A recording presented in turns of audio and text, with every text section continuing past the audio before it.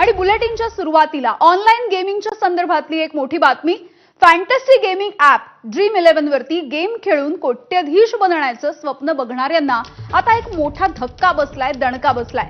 Online गेमिंगच्या संदर्भात विधेयक मंजूर झाल्यामुळे अनेक रियल मनी गेम्स आता थांबवण्यात आलेले आहेत। त्यामुळे आता पैसे लावून कॉन्टेस्ट खेळता येणार नाहीये।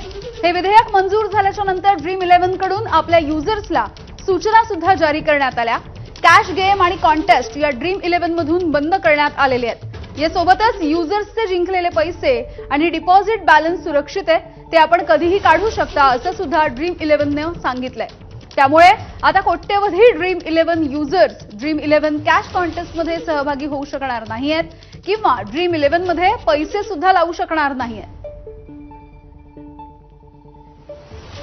तर याच ऑनलाईन गेमिंग ड्रीम11 याचं गणित नेमकं कसं आहे आपण बघूयात। ड्रीम11 हा भारतीय फॅन्टसी स्पोर्ट्स प्लॅटफॉर्म आहे।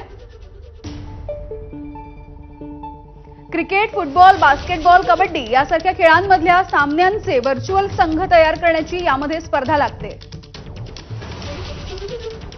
वापरकर्ते निवडलेल्या खेळाडूंच्या प्रत्यक्ष कामगिरीवरती आधारित गुण मिळवतात। सशुल्क आणि मोफत अशा दोन्ही स्पर्धा यामध्ये असतात।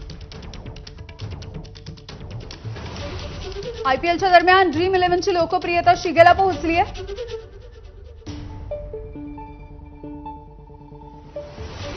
कमीत कमी 8 रुपये शुल्कासोबत या खेळाला सुरुवात करता येते। आयपीएलच्या सामन्यामध्ये बक्षिसाची रक्कम ही 1 कोटी ते 2 कोटी रुपयांपर्यंत पोहोचलेली असते।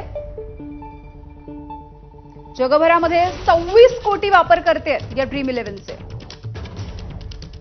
ड्रीम11चं वार्षिक उत्पन्न 6,384 कोटी रुपये।